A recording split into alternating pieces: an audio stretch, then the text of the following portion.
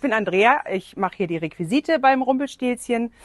Und in Wirklichkeit ist es nämlich so, dass gar nicht Rumpelstilzchen das Gold spinnt. In Wirklichkeit bin ich das. Das könnt ihr aber nicht sehen. Ich erkläre euch kurz, wie das funktioniert. Es gibt 3 Spinnvorgänge. Beim ersten werfe ich von hinten das Gold durch das Spinnrad durch.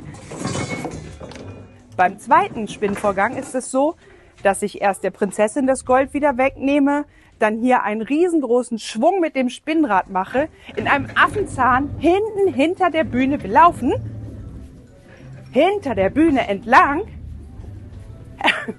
total schnell, weil währenddessen dreht sich nämlich die Bühne und ich muss an der richtigen Stelle mit diesem ganzen gigantischen Gold auf die Bühne laufen und den großen Goldumbau machen. Das heißt, wenn die Bühne zu Ende gedreht ist, muss ein riesengroßer Glitzerhaufen da liegen.